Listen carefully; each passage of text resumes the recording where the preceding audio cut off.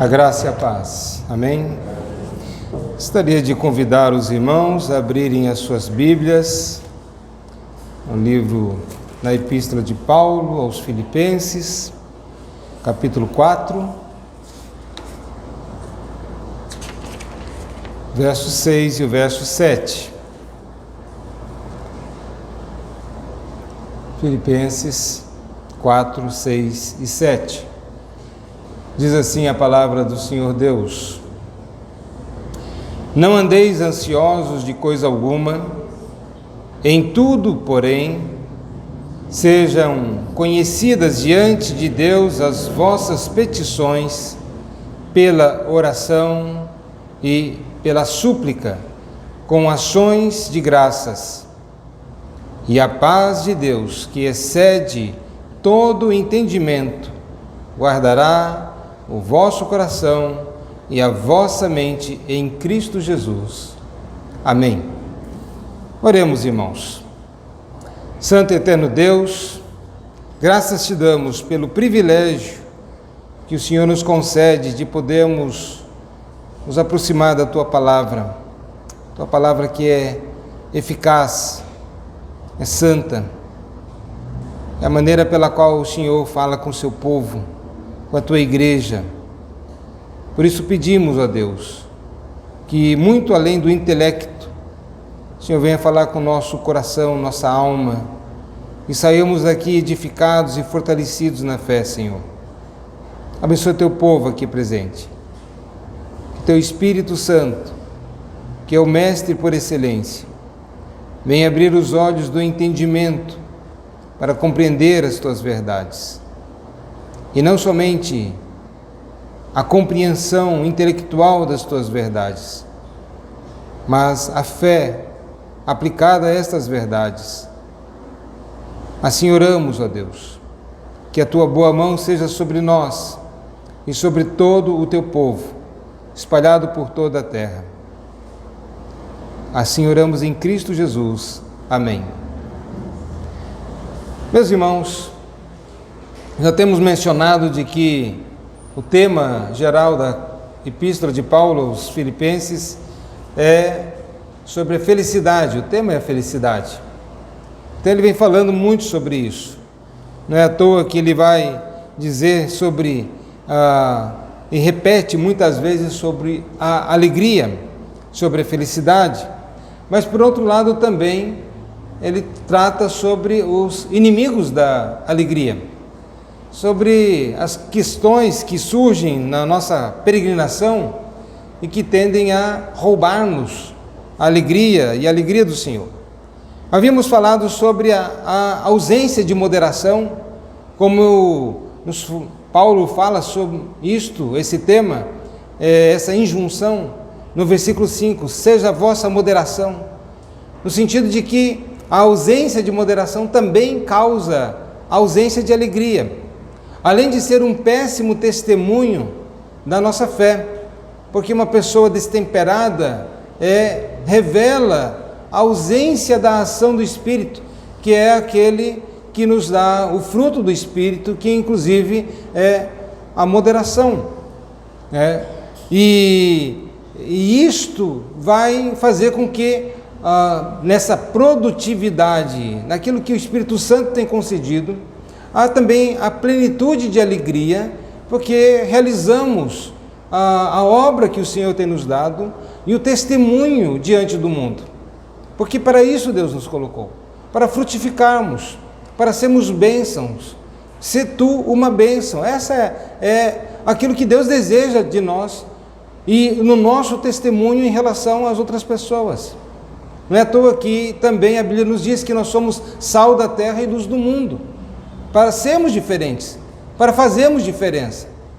E num mundo de tantos excessos, de tanta falta de moderação, o cristão é aquele que demonstra pela sua vida, dando assim um testemunho, e ele, claro, o cristão, ele passa a ser feliz.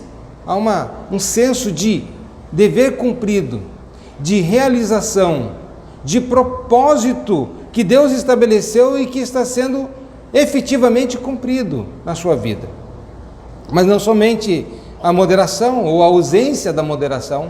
Por isso o apóstolo fala nessa injunção, seja a vossa moderação, no versículo 5. Mas agora Paulo, ainda dentro desse tema, vai falar sobre a questão da ansiedade, da preocupação, a questão da inquietação da alma, que também, de igual modo, é um inimigo da alegria, um inimigo do contentamento no Senhor, da alegria no Senhor. Como podemos dizer, eu estou alegre no Senhor quando estou dominado pela inquietação da alma, quando estou dominado pela preocupação, pela ansiedade. Será de igual forma um péssimo testemunho, o meu Deus, segundo a sua riqueza em glória, há de suprir todas as minhas necessidades, mas estou preocupado, mas estou agitado. Deus sabe de tudo, Deus conhece todas as coisas, e professamos lindamente a teologia reformada, que fala sobre os atributos de Deus, sobre a sua soberania, sua onipotência, onisciência, onipresença. No entanto, pelas menores situações do mundo, das inquietações, também somos tomados por essa mesma inquietação. Será também, portanto, uma péssima recomendação ao Evangelho, será um péssimo testemunho, mas de igual forma também será um grande inimigo contra a alegria. Novamente, como posso ser alegre se estou dominado por esta situação? Paulo, portanto, está instruindo aqui pastoralmente os cristãos lá de Filipos. O que fazer? O que fazer diante de determinadas circunstâncias? Em primeiro lugar, Paulo vai dizer que devemos evitar. O que evitar? Não andeis. Portanto, ele está dizendo não agir dessa forma, não ser deste modo, não permitir que ande preocupado, como sendo uma coisa natural da vida. Não, eu estou tão acostumado a viver preocupado que a coisa é coisa normal, mas toda hora é a reclamação, é a preocupação com as guerras. O que vai acontecer com o mundo? O que eu vou comer hoje ou amanhã? Percebam que Jesus vai dizer, nem por essas coisas devemos andar ansiosos. Quando o Senhor Jesus diz, por que vocês andam preocupados com o que vocês comerão, beberão?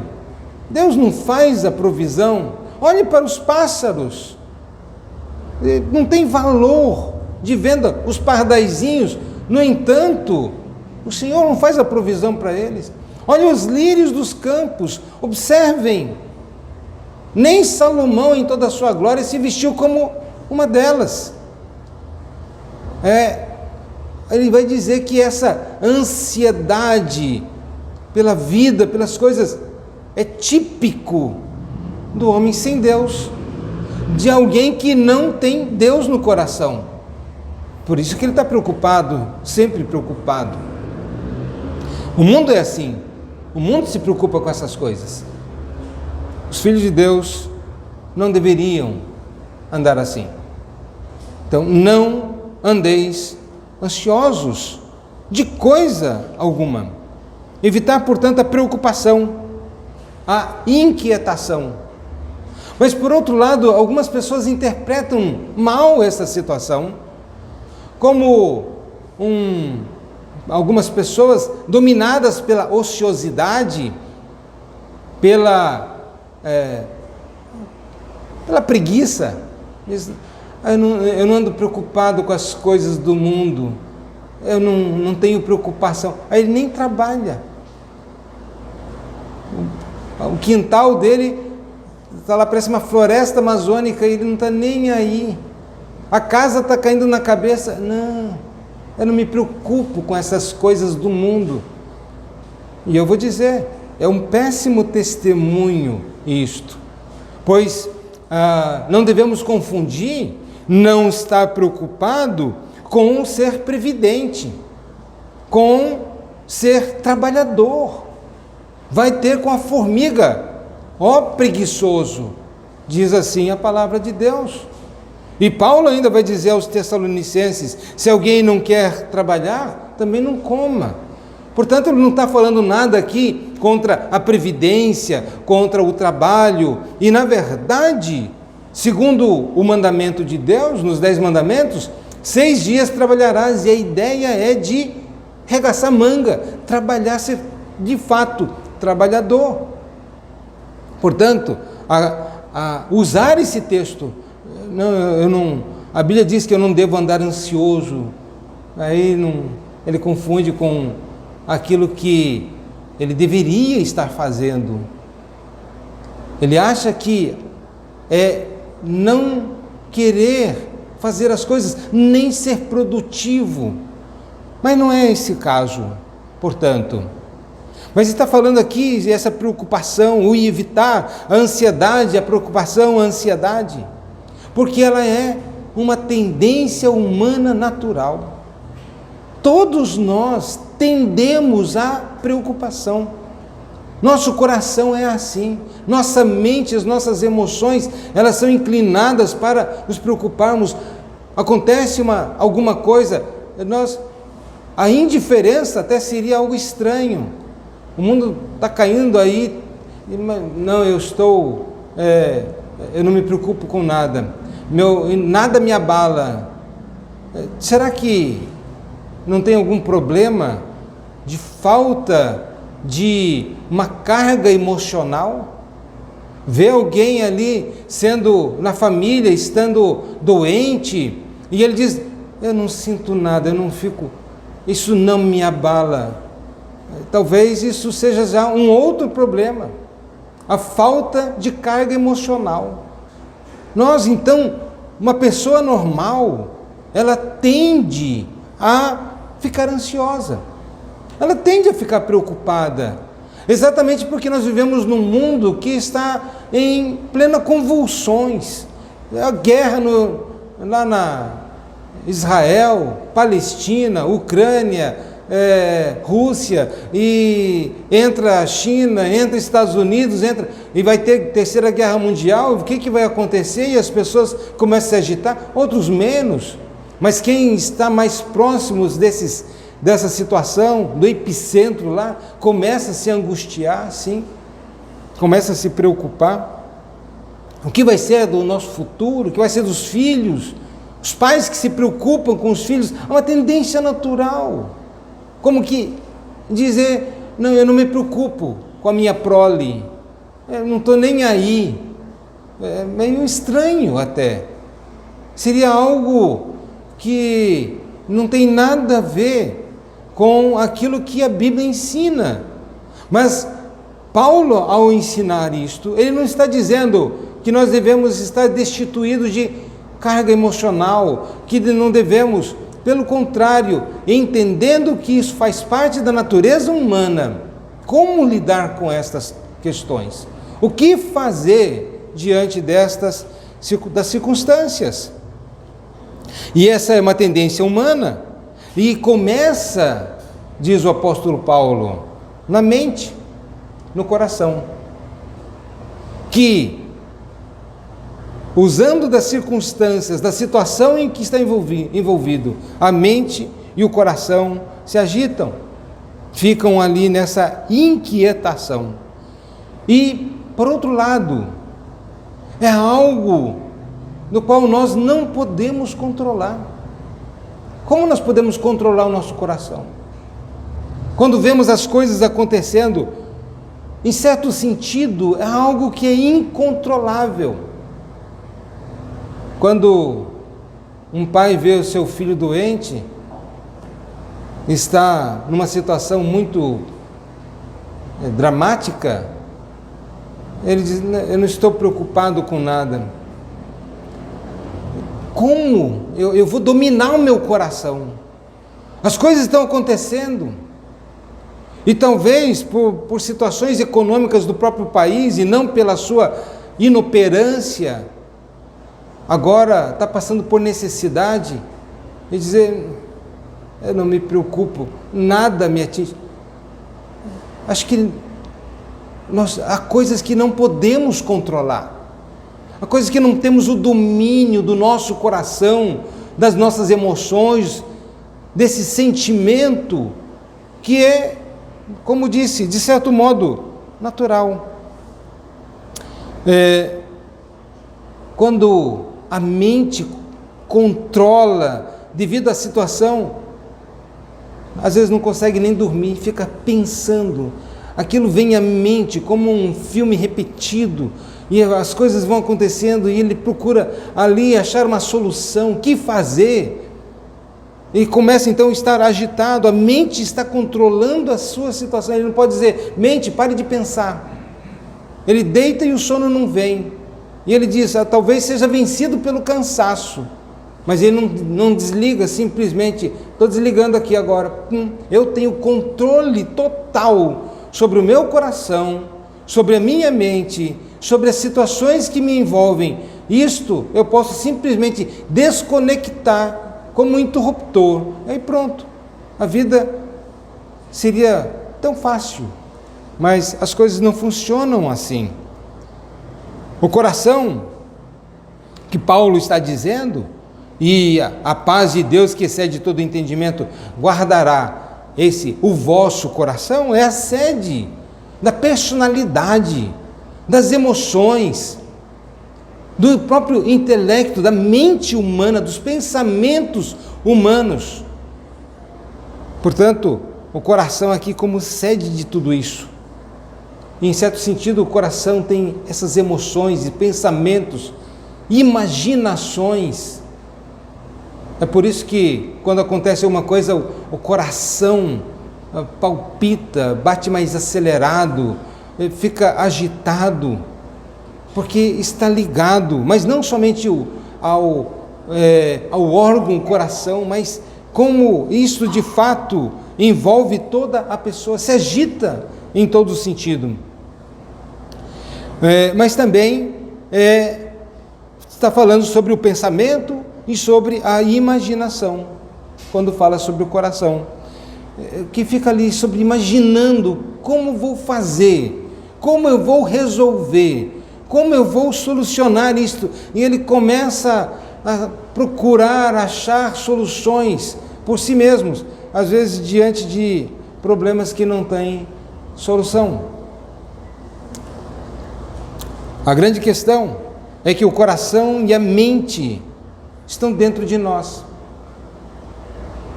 Não estamos falando então aqui necessariamente só das circunstâncias que nos envolvem. O problema essencial não são as circunstâncias.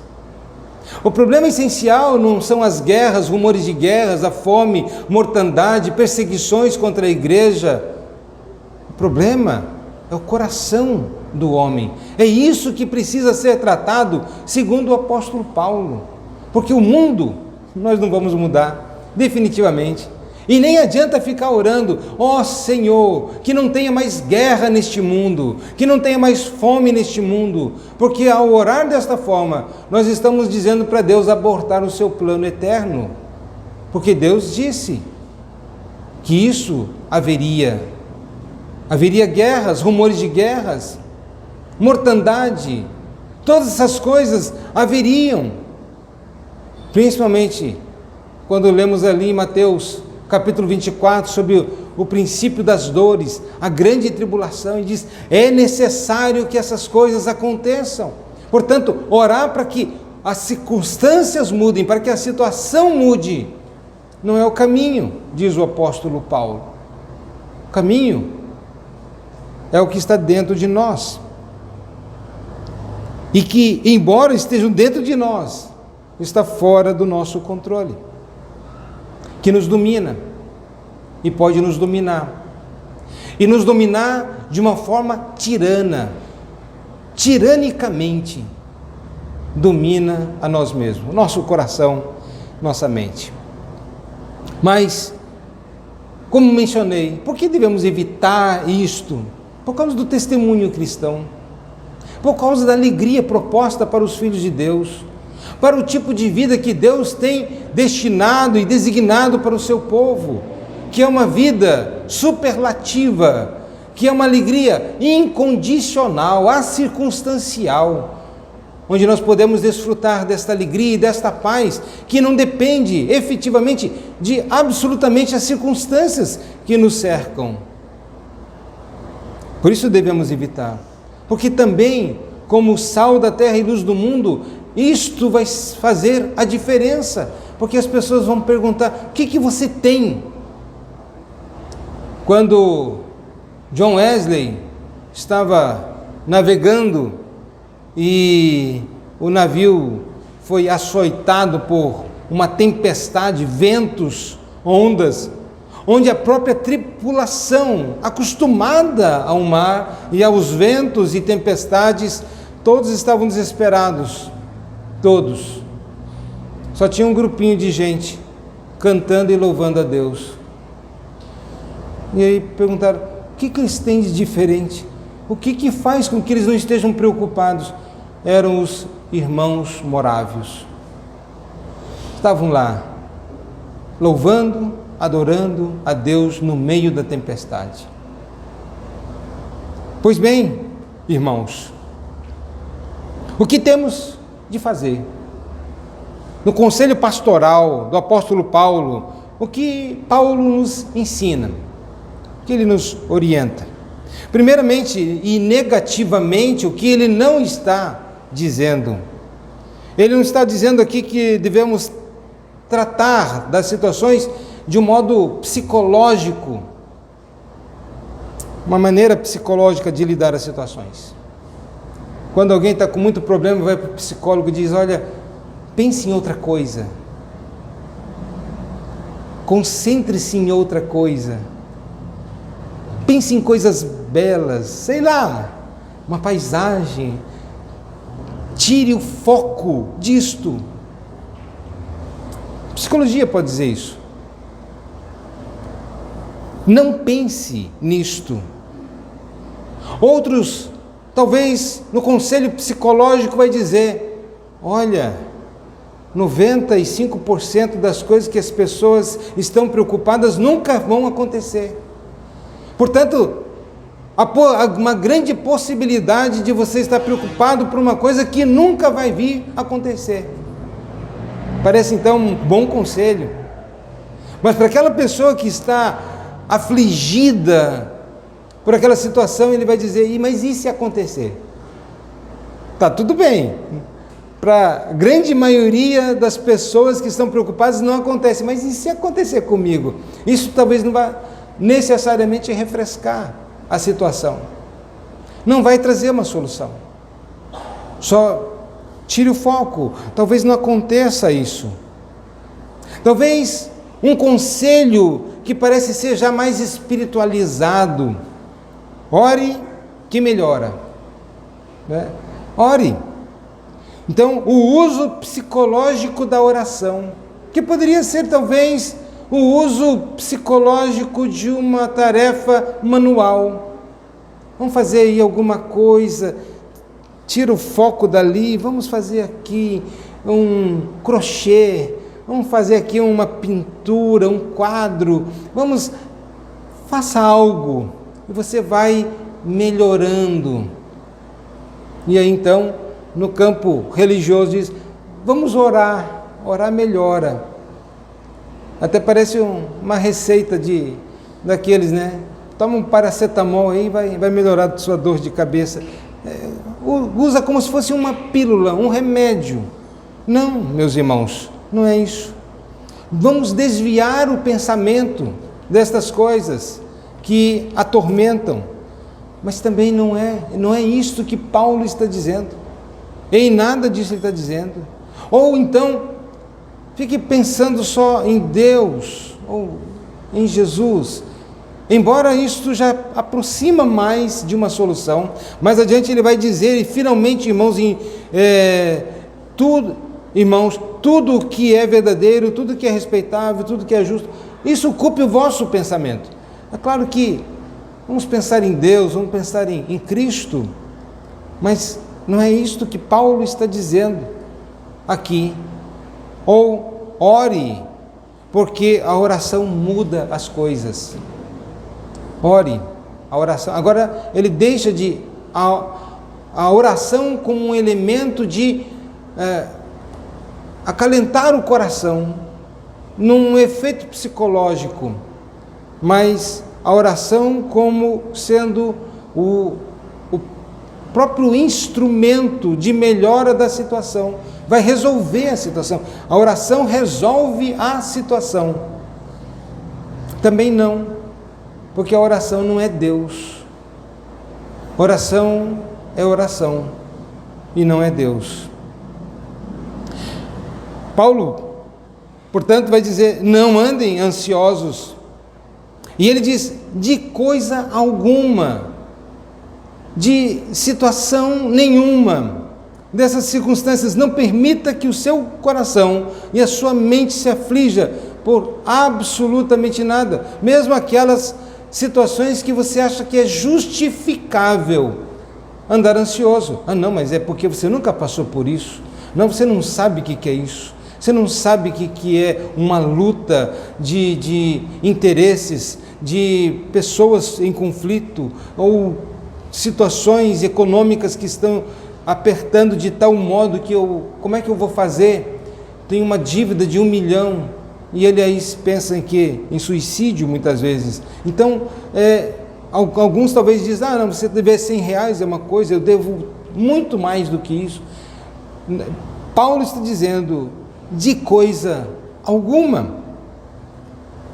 E ele vai dizer agora em tudo, essa contraposição entre não fique ansioso por nada, mas em tudo, porém, sejam conhecidas diante de Deus as vossas petições pela oração e pela súplica com ações de graça.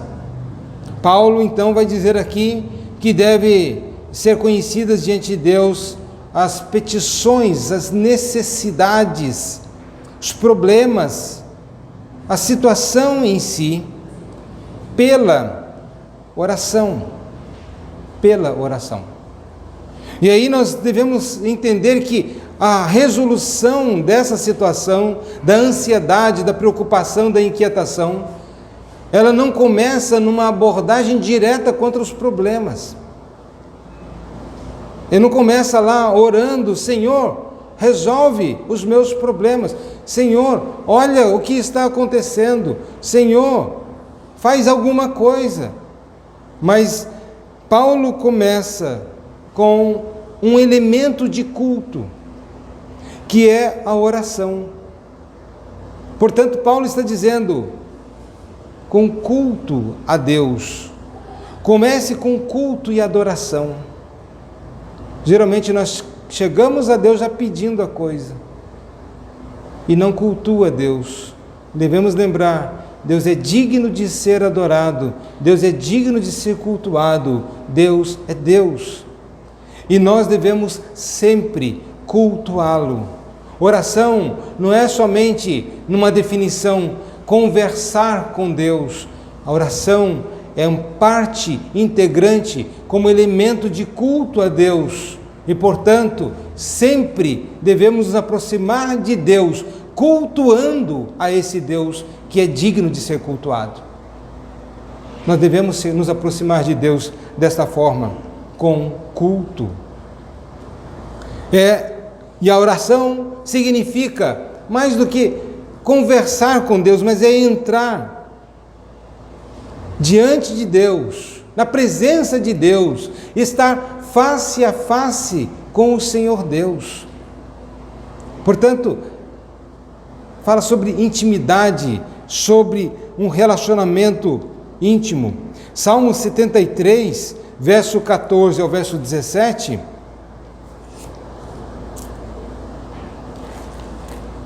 Salmo 73, 14 a 17 diz algo interessante. Ele fala da sua aflição.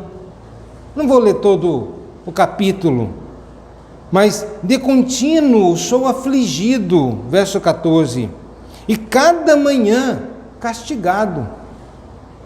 Se eu pensar em falar tais palavras, já aí teria traído a geração de teus filhos. Ele é alguém que está à beira de apostatar da fé, da incredulidade entrando no seu coração. Tal é a angústia. Ele diz: eu estou para jogar tudo fora, eu estou para abandonar a fé.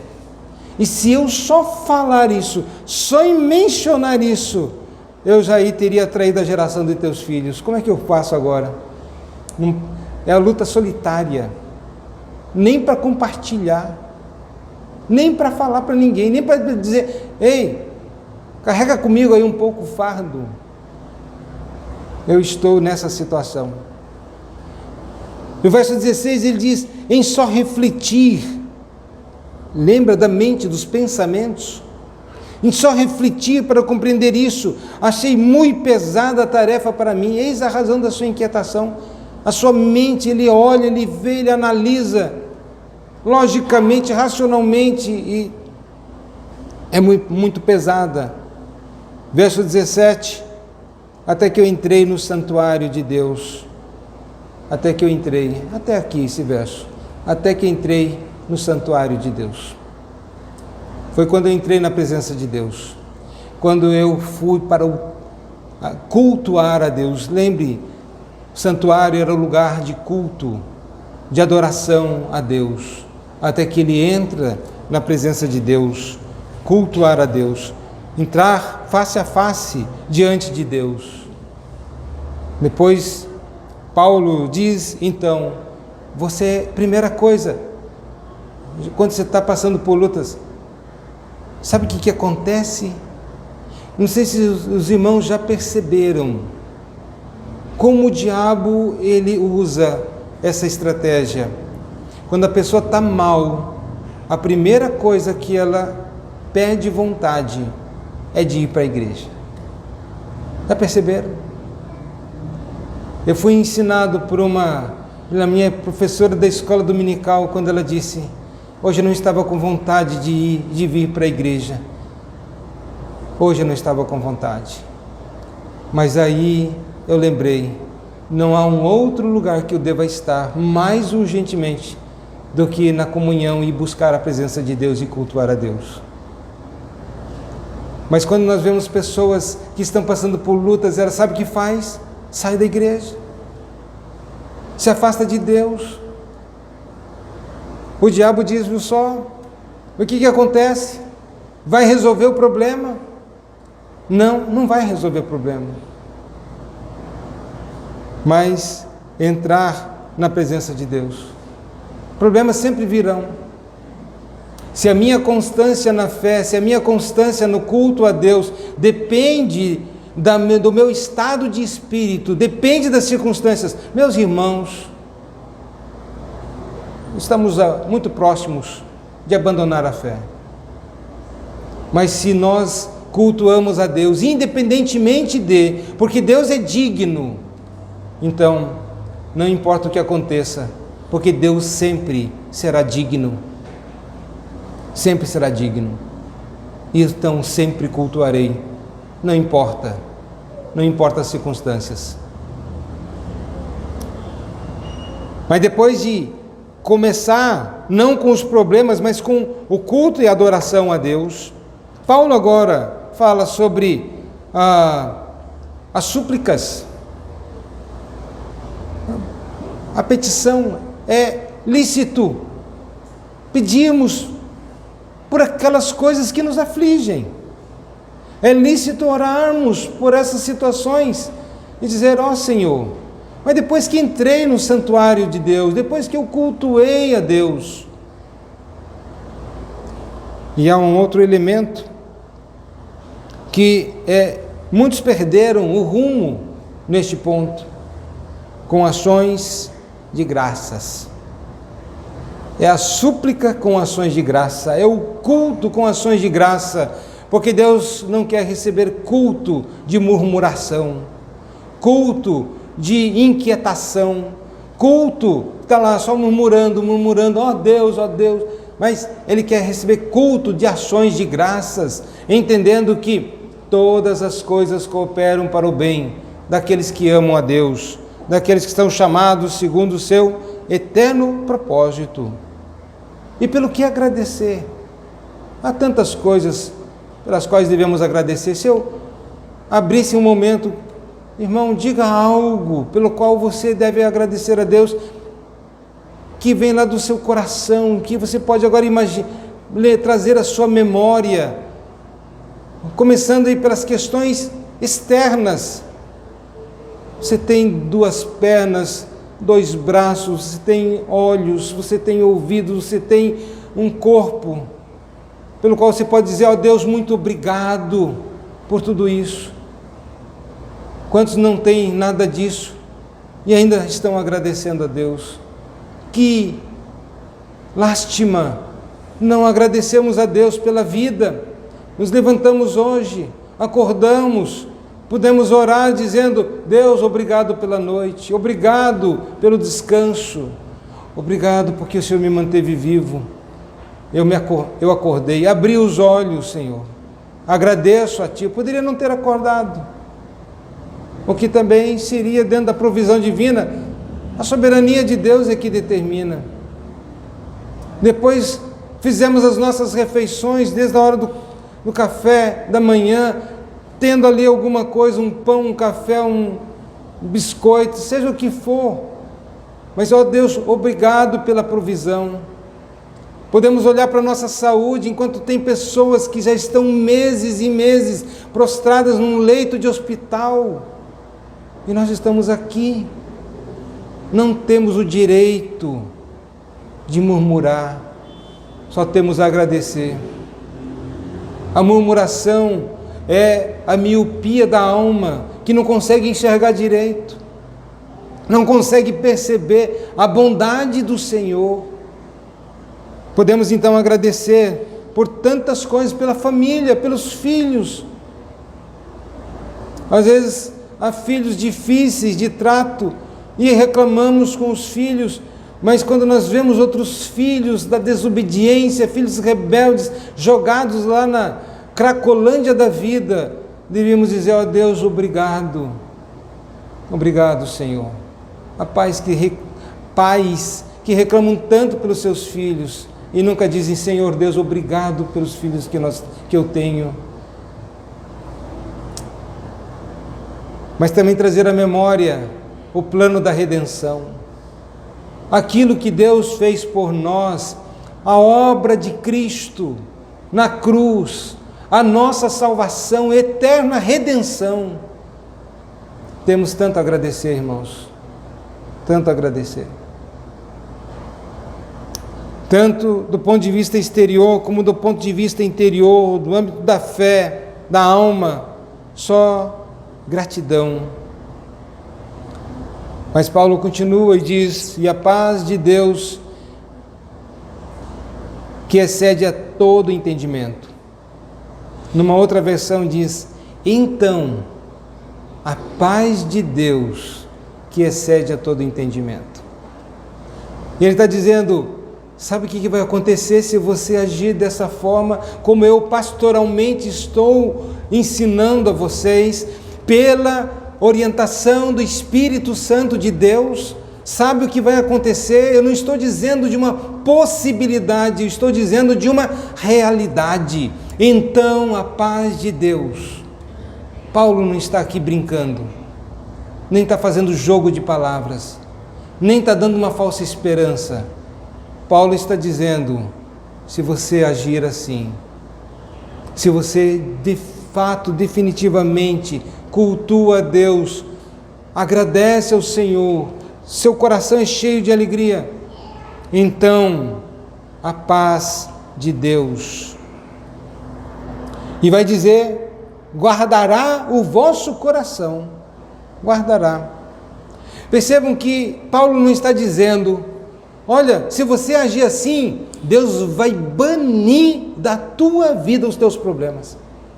Sabe aquele problema relacional que você tem? Vai acabar. Sabe aquele problema de falta de emprego, falta de dinheiro? Agora tu vai te achar um emprego. tu vai ganhar muito bem. Sabe aquele problema lá que alguém está doente? Se você agir assim, vai ser curado. Paulo está dizendo isso? Não. Paulo não está definitivamente dizendo isso. Paulo não está dizendo que os problemas serão banidos. Paulo não está dizendo que, sabe aquela preocupação que você tem de algo que pode acontecer? Não vai mais acontecer. Não vai mais acontecer. Paulo não está dizendo isso.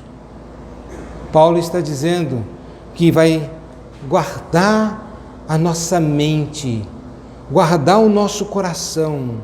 Guardar aqui é manter, guardar, proteger. É a figura de uma muralha que é colocada ao derredor. Os problemas ainda vão estar, os inimigos da fé ainda vão existir, os problemas existirão.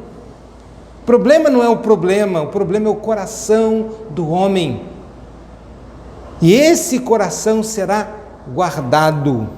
Guardará o vosso coração e a vossa mente em Cristo Jesus. Mas Paulo diz então dessa ação de Deus. Ele vai fazer isto. Vai fazer com que, mesmo com problemas, você possa se deitar e pegar no sono, porque Deus te faz repousar seguro.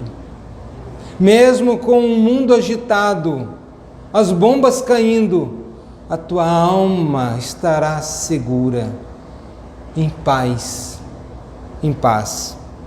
A paz de Deus, que excede todo entendimento. Não podemos entender, nem imaginar, com a nossa mente aqui, o que é essa paz.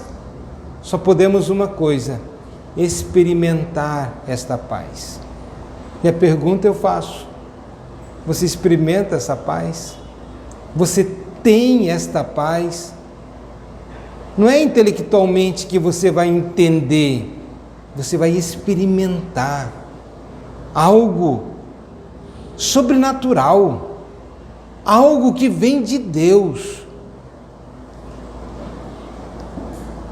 Só pode ser desfrutado. Havia um homem chamado John George Carpenter. Tinha uma filha, ele e sua esposa, e ela, uma boa filha, ficou doente. E ele e a esposa, homens de Deus, um casal de Deus, uma filha a quem eles muito amavam, pegou febre tifoide, e ela agravou a situação, e eles orando por ela. E eles oravam por ela, e eles, na oração deles, a única coisa que eles conseguiam chegar, e o limite de onde eles chegavam é: Senhor, cura a nossa filha, se for da tua vontade. Cura a nossa filha, se for da tua vontade. Nunca passavam disso. Não ordenando a Deus, não mandando em Deus, mas apelando para a vontade de Deus. Depois de 6 semanas, a jovem doente, ela faleceu.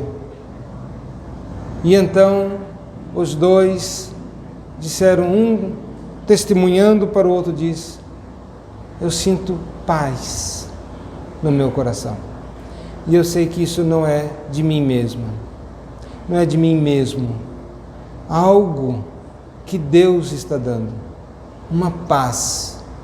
Os irmãos sabem, quantos depositam amam tanto uma coisa que quando perdem, ficam tão desesperados. Mas uma paz. Ou, isto, na igreja do qual eu frequentei em Curitiba, havia um jovem, e eu já mencionei isto, era um pouco mais novo do que eu, e aí foi diagnosticado com leucemia, isso há muito tempo atrás. pai desse jovem, o nome dele era Jundi Tanaame, estava orando: ó Deus, cura meu filho, cura meu filho, cura meu filho. E ele estava piorando no hospital. Esse menino, ele era um menino crente. As pessoas iam visitar ele para consolá-lo, saíam consolados. Era o testemunho geral. As pessoas iam para consolar, saíam consolados. Uma fé firme, vigorosa, cheia de esperança na redenção em Cristo. E então, esse pai, angustiado pelo seu filho, a quem ele muito amava, era um filho muito amado.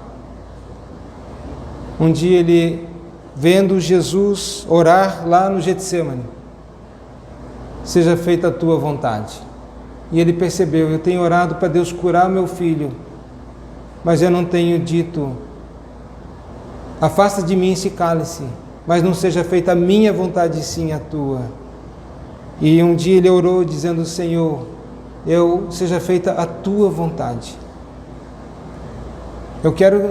Gostaria que o Senhor curasse meu filho, mas seja feita a tua vontade. Na hora em que ele orou e dizendo: eu entrego em tuas mãos o meu filho,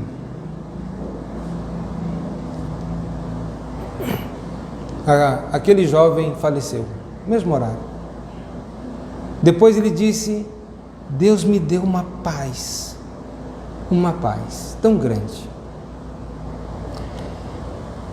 Pois bem, irmãos, é como nós vemos, isto não é uma questão psicológica, isso é uma realidade espiritual. Paulo, portanto, está orientando: se quer ser feliz, não ande ansioso, antes de coisa alguma, em tudo, porém, sejam conhecidas diante de Deus as vossas petições, pela oração, pelo culto a Deus, pela adoração ao Senhor Deus, com súplicas, com ações de graças, agradecendo a Deus, e a paz de Deus, então a paz de Deus, que excede a todo entendimento, essa paz guardará o seu coração, a sua mente, na pessoa bendita do nosso Senhor e Salvador Jesus Cristo. Que o Senhor Deus assim nos conceda a sua graça e a sua misericórdia. Amém?